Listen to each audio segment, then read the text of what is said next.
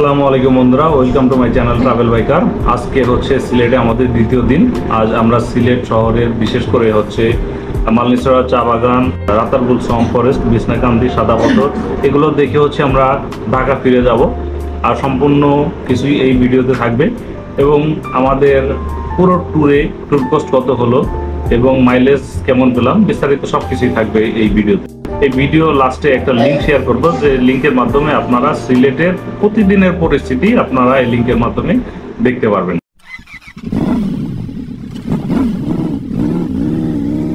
সিলেটে অনেক বৃষ্টি হচ্ছে, প্রচুর বৃষ্টি আজকে। এখন বের হবো, আবার বৃষ্টি শুরু হলো। আজকে আবার ঢাকায় ফিরতে হবে। বেরোতে বেরোতে প্রায় 10টা বেজে গেছে। ভিউয়ার্স, রাত্রে এত পরিমাণ বৃষ্টি হয়েছে যে এখানে রাস্তা উপচে করে এখানে যে বেসমেন্ট আছে, পার্কিং আছে, পার্কিং পানিতে ভরে গেছে। আমার গাড়িটা ভিতরে বের করতে পারতেছি না, ওরা লক করে রাখছে। তো আজকেও দাদার পিলিয়ন হতে হবে। আর ওরা দুপুর নাগাদ মোটরসাইকেল বের করে রাখবে, চাবি দিয়ে গেছি। ভয়েস হয়তো এভাবে ক্যাপচার হবে না, অথবা ভয়েসের সাউন্ড আসবে, বা কিছু করার নাই, কারণ ইয়ারফোন খুলে রাখতে হয়েছে। ইয়ারফোন খুলে ওয়াটার প্রোটেক্টর কেস লাগিয়ে আনিছি। বাইকার্স, আমরা এই মুহূর্তে আছি এয়ারপোর্ট রোডে। আর এয়ারপোর্ট রোডে যেতে আপনারা দেখতে পাবেন মালনীছড়া চা স্টেট। আর এই রোডে হচ্ছে আপনার রাতারগুল সোয়াম্প ফরেস্ট, পাশাপাশি বিছনাকান্দি এবং ভোলাগঞ্জ যেতে হলে এই রোড ধরে আপনাকে যেতে হবে। এই কয়েকটা স্পট আছে এই রোডেই। এই হচ্ছে দাদা মালনীছড়া টি স্টেট, বাংলাদেশের সর্বপ্রথম চা বাগান।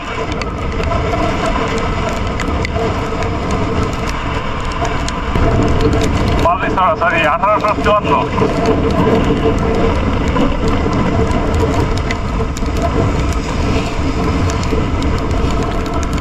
পাহাড়ের মাঝখান দিয়ে এই রাস্তাটি খুবই সুন্দর, উপভোগ্যময়, এবং বৃষ্টি হচ্ছে, এটা আরো সৌন্দর্যকে বৃদ্ধি করে দিয়েছে।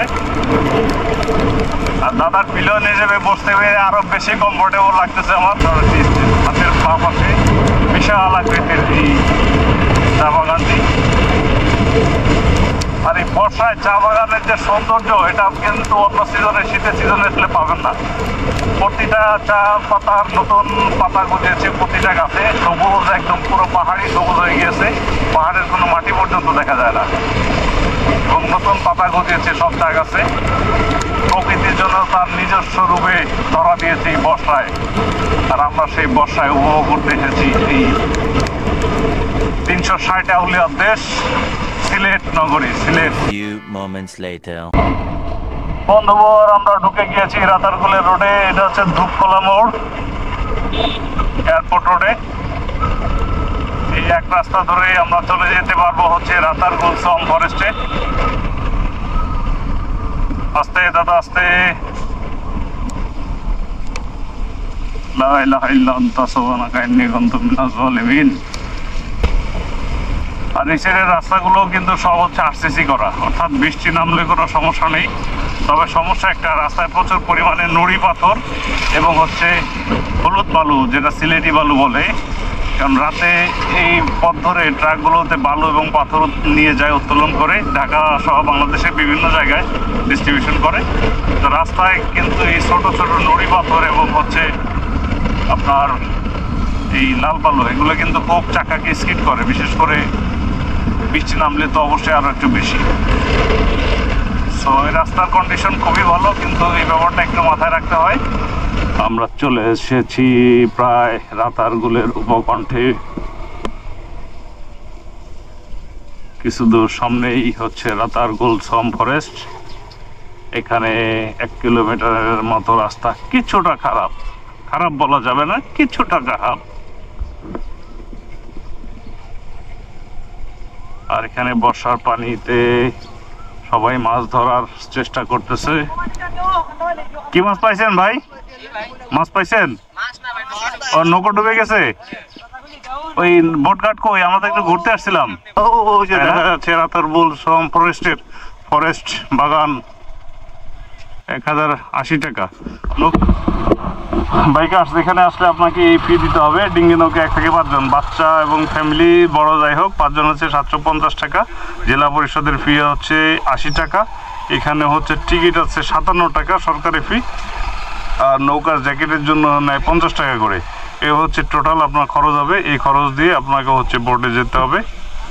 আমরা এখন হচ্ছে রাতারগুল সোয়াম ফরেস্টে যাচ্ছি। ওইটা হচ্ছে ফরেস্ট এরিয়া, আর ওটা হচ্ছে মেঘালয়ের পাহাড়। ভিউয়ার্স, আমরা এখন রাতারগুল সোয়াম ফরেস্টের ভিতরে আছি।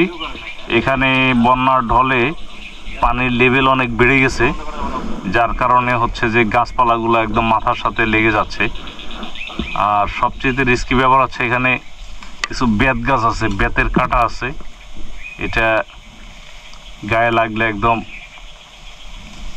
কেটে বের হয়ে যাবে। যেগুলো আছে বেত গাছ, এই যাওয়ার পথে দুই সাইডে এরকম কিছু বেত গাছ আছে, এবং এই বেতের যে শিরা থাকে এই শিরায় কিন্তু প্রচুর ধারালো এবং কাটা, দেখতে পাচ্ছেন। এটা যদি লাগে, জামায় লাগলে জামা ছিঁড়ে যাবে, গায়ে লাগলে মাংস ছিঁড়ে যাবে। এই হচ্ছে আমাদের মিস্টার অপু। কই ভিডিও করতেছ? আমাদের ছোট ভাই মিস্টার অপু, সিলেটি ফুয়া। ভিউয়ার্স, আমাদের নৌকার মাঝি ভাইয়ের তথ্য অনুযায়ী এগুলো হচ্ছে তমাল গাছ।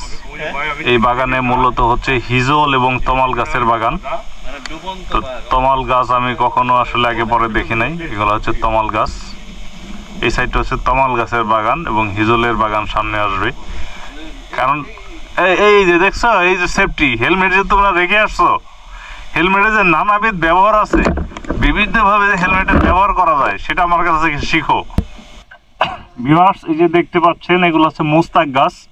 সিলেটের যে শীতল পাটি খুব বিখ্যাত, এই গাছ দিয়ে শীতল পাটি তৈরি হয়। এটা অনেকটা বাঁশ টাইপের, একটা গুল্ম টাইপের গাছ। আর এই গাছগুলো হচ্ছে 8 থেকে 10 ফিটের মতো উঁচু হয়।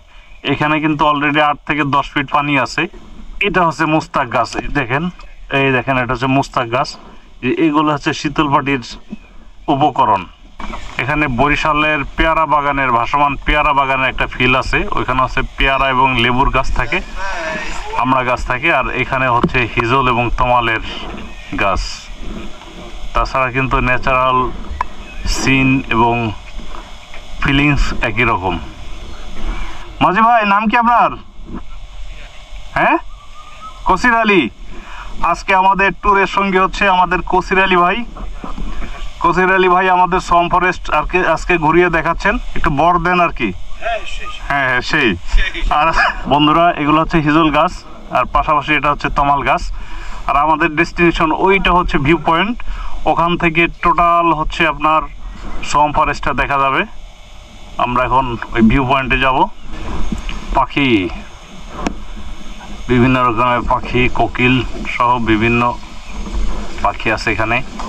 এখানে কিন্তু সাপও আছে গাছে, লতা পাতার ভিতরে অনেক সাপ থাকে। সাবধান সাবধান, বি কেয়ারফুল। দাদা, হ্যাঁ দাদা মোটা মানুষ তো।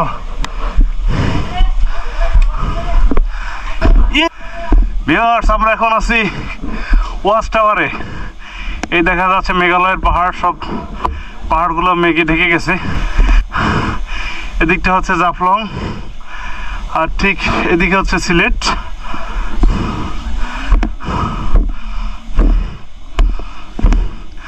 বোটঘাট হচ্ছে ওই যে টিনের ঘর দেখা যায়, ওটা হচ্ছে বোটঘাট। ওখান থেকে আমরা এই ভিতর দিয়ে আসছি। চমৎকার একটা view, what a nice view. দাদা, আপনার অনুভূতি কি বলেন? অনুভূতি বলে প্রকাশ করা যাবে না। এখানে না আসলে আমরা অনেক কিছু মিস করতাম। যাই হোক, ধন্যবাদ আপনার রিভিউর জন্য। হ্যাঁ ছোট ভাই, নাম কি তোমার? শান্ত। কোথা থেকে আসছো? লক্ষ্মীপুর থেকে। এখানে যে আসলা, ওয়াচ টাওয়ারে দেখলা, কেমন লাগলো তোমার? অসম্ভব সুন্দর। যারা আসে নাই তাদের উদ্দেশ্যে কি বলবা? আসা উচিত নাকি উচিত না? আসা অবশ্যই উচিত। আর আসতে হইলে এই বর্ষা মৌসুমে আসতে হবে, কারণ শীতের সময় এখানে পানি থাকবে না।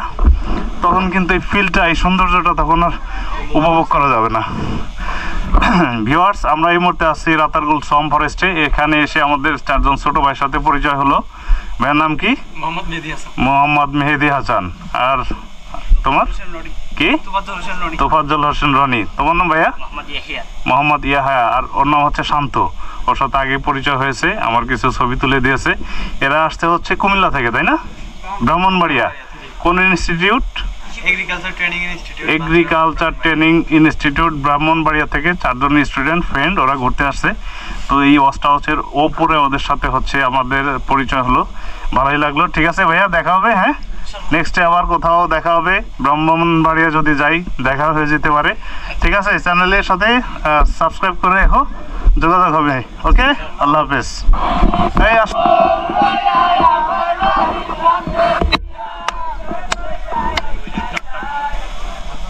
আমরা এখন বের হয়ে যাচ্ছি বন থেকে।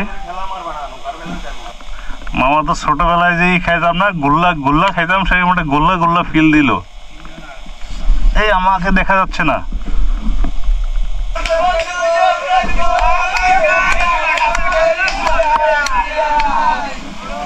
বর্ষায় ঘর বাড়ি ডুবে গেছে, ছোটখাটো যে ঘর বাড়ি ছিল এখান থেকে রাস্তাঘাট ঘর বাড়ি যা ছিল সব ডুবে গেছে। আমরা চলে এসেছি আবার ঘাটে।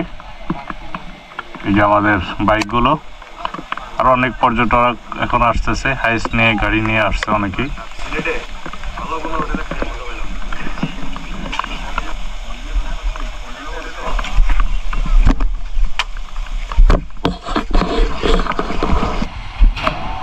পাওয়া গেছে কোনো মাছ?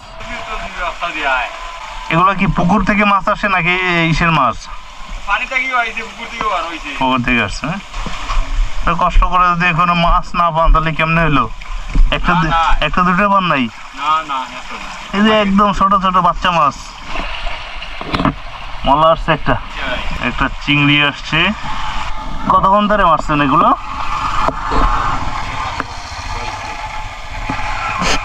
এইমাত্র এখনই পাইলেন? পানি যত কমবে তত মাছ বেশি আসবে। আমরা রাতারপুল থেকে চলে এসেছি মেইন রোডে। এটা হচ্ছে রাতারপুল বাজার। এই বাজার থেকে প্রায় 6-7 কিলোমিটার দূরে গেলে হচ্ছে রাতারপুল শ্রম ফরেস্ট। তো আর ডায়না হচ্ছে এখান থেকে 19 থেকে 20 কিলো হচ্ছে ভোলাগঞ্জ। তো আমরা ভোলাগঞ্জে আর এই মুহূর্তে যাচ্ছি না, আমরা এখন হোটেলে ফিরে যাব। না যাওয়ার কারণ হচ্ছে যে গত 2-3 দিন আগে যে রেমালের যে ভারী বর্ষণ হয়েছে, পাহাড়ি যে ঢল এসেছে, তাতে সাদা পাথর যে পাথরপল্লী বা যেখানে পাথর থাকে সব ডুবে গেছে। ওখানে এখন পানি ছাড়া কিছুই নাই। আমরা স্থানীয় অনেকের সাথে কথা বললাম, যার কারণে আমরা ওখানে যাচ্ছি। কারণ ওখানে কোনো বর্ষি যাচ্ছে না, ওখানে টোটালি পর্যটন আপাতত বন্ধ। আর দেখতে পাচ্ছি আমরা অলরেডি পৌঁছে গেছি হোটেলে। এখন ব্যাগ অ্যান্ড ব্যাগেজ রেডি করে বের হবো। তো ভিউয়ার্স, আমরা রুম ছেড়ে দিচ্ছি, 2:30 বাজে। আল্লাহ হাফেজ, টাটা, বাই বাই। জি, আমরা গতকাল 3000 টাকা দিয়েছি। আর হচ্ছে যে ভাই, আমরা যেদিন থাকি আমাদের কিছু ডিসকাউন্ট দেওয়ার কথা ছিল, বলছে যে যাওয়ার দিন কিছু অনার করবো আর কি। ভিউয়ার্স, এটা হচ্ছে হোটেলের কার্ড এবং কন্ট্যাক্ট নাম্বার হচ্ছে 01705 44411। এর আনাদার হচ্ছে 01612 427842। তো ধ্রুবেশ ভাই আমাদের কিছু ডিসকাউন্ট দিয়েছে, বাইকার হিসেবে আমাদের কিছু ডিসকাউন্ট দিয়েছে। আশা করি বাইকার বন্ধুরা আপনারা যারা আসবেন অবশ্যই ভাইয়ের সাথে কথা বলবেন। আমার বিশ্বাস ভাই আপনাদেরকে কিছু ডিসকাউন্ট দেওয়ার চেষ্টা করবে। আপনারা আমাদের এখানে আসছেন, ইনশাল্লাহ আপনাদের যদি ভালো লাগে তাহলে অন্যান্য বন্ধু বান্ধবদেরকেও বলবেন আমাদের এখানে আসার জন্য। আর আমরা যতটুকু সম্ভব ডিসকাউন্ট দেওয়ার ততটুকু দেবো। থ্যাংক ইউ ভাই, শিওর, অবশ্যই আমাদের বাইকার আসবে। থ্যাংক ইউ, আল্লাহ হাফেজ। বাইকার্স, আমাদের ব্যাগ বান্ধা শেষ। এখন আমরা লঞ্চ করব, দেন রওনা হব। বন্ধুরা, ঘুরে ফিরে আবার পানশিতেই আসলাম, কারণ সিলেটে গুগলে সার্চ করলে বা খাওয়ার জন্য হোটেল সার্চ করলে পানশি এবং পাঁচ ভাই আসে, আর কোনো হোটেল আসলে ওইভাবে আসে না। যদিও গত 2 দিনে আমাদের খাওয়ার এক্সপিরিয়েন্স খুব বেশি একটা ভালো না, কিন্তু তারপরে আসতে বাধ্য হয়েছি। কারণ এটা হচ্ছে অনেকটা যে সেই বেল্টের ছিদ্রের মতো, আগে পিছনে ছিদ্র থাকলেও ওই ছিদ্রে কিন্তু আর বেল্ট লাগানো যায় না, মানে ঘুরে ফিরে এই ছিদ্রেই আসতে হবে। যাই হোক, আবার আসলাম Panshi. Bikers, tata, bye bye. Sylhet নগরী। আমরা এই মুহূর্তে আছি কিন ব্রিজ। আর ডান সাইডে দেখা যাচ্ছে ওটা হচ্ছে আলী আমজাদ ঘড়ি।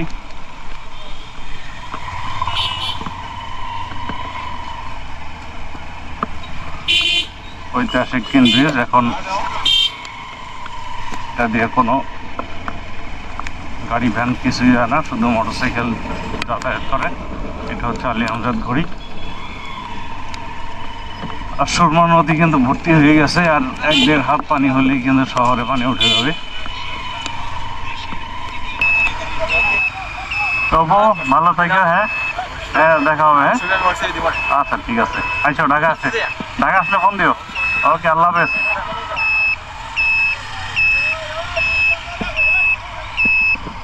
আমাদের ছোট ভাই অপু আমাদের ঢাকা সিলেট মহাসড়কে তুলে দিয়ে চলে গেল। ও আমাদের কাছে শায়েস্তাগঞ্জ থেকে আমাদের একটু সঙ্গে হয়েছিল। ও সিলেটে পড়ালেখা করে। বন্ধুরা, ঢাকাতে নিয়েছি 1500, আর এখান থেকে নিব 500।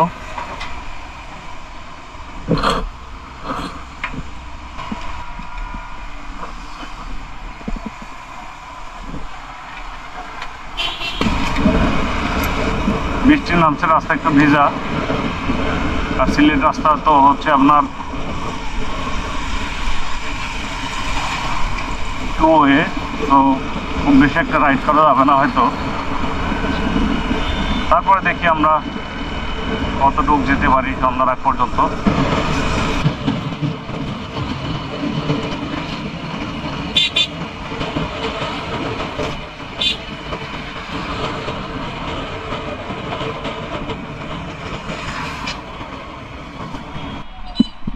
বন্ধুরা, এই মোড়টা আছে আমরা মৌলভীবাজারের শেরপুর মোড়। আপনারা যারা সিলেট থেকে শ্রীমঙ্গল যাবেন এই রোডে ঢুকবেন সোজা। আমরা আসার দিনে ঢুকছিলাম শায়েস্তাগঞ্জ দিয়ে, অর্থাৎ ওই দিক দিয়ে। আপনারা যারা সিলেট থেকে ঘোরার পথে যাবেন শ্রীমঙ্গল, তাহলে হচ্ছে এই রুট দিয়ে এক রাস্তা হচ্ছে মৌলভীবাজার হয়ে একদম শ্রীমঙ্গল পৌঁছে যাবে। বাইকার সিলেট সড়কের মেন রাস্তায় হচ্ছে একদম উঁচু নিচু ভাঙা, এরকম দেখেন ভাঙা কষ্ট পুরো রাস্তা। এই সিলেট সবচেয়ে এরকম হচ্ছে ভাঙা দেখেন। তো যার জন্য রাত্রে এই রাস্তায় না আসে ভালো, কারণ রাত্রে অপোজিট সাইডের গাড়ির হেডলাইটের আলোতে এইসব গর্ত কিছু পড়ে না, কিছুই দেখা যায় না।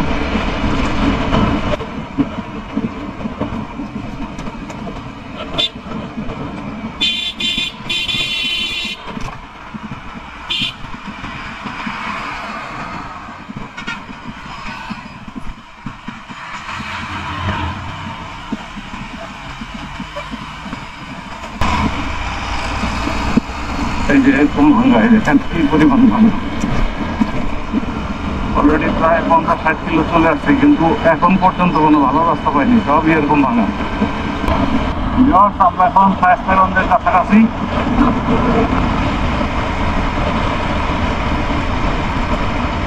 রাস্তায় দিকে শুকনো আছে, তো খুব টানাটানি হচ্ছে বন্ধুরা। 6টা বাজে, আমরা 1 ঘন্টা চালাতে যাবে দিনের আলোয়।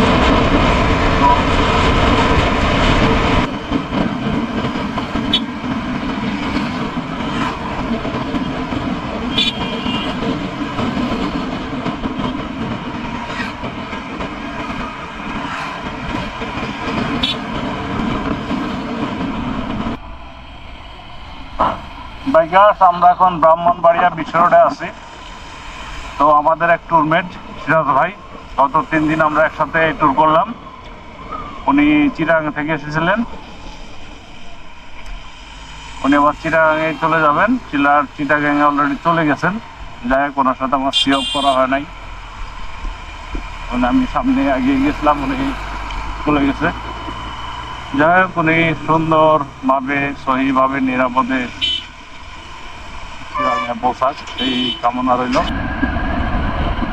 তো এখন আমরা ব্রাহ্মণবাড়িয়া বিশ্ব রোড থেকে আমি আর অসিন্দা, আমরা দুইজনে ঢাকা ফিরবো যথারীতি, যদি আল্লাহ তাআলা রহমত করে।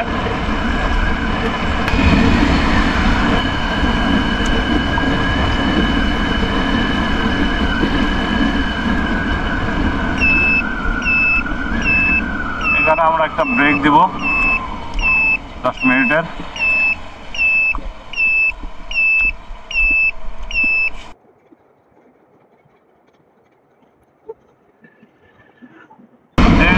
3-4 দিন বাইক চালাইতে চালাইতে বাইকের সাথে এমন একটা বন্ধুত্ব, এমন একটা সম্পর্ক হয়েছে, এখন যদি আমি হাত ছেড়েও দেয় তারপরে বাইক করবে না। আমি যদি এখন 4 আঙ্গুল জায়গা হয় সেখান থেকে আমি চাইলে এখন বাইক নিতে পারবো। বাইকটা এতই কন্ট্রোলে চলে আসছে আমার এই 3-4 দিন একজনে চালাতে চালাতে। এখন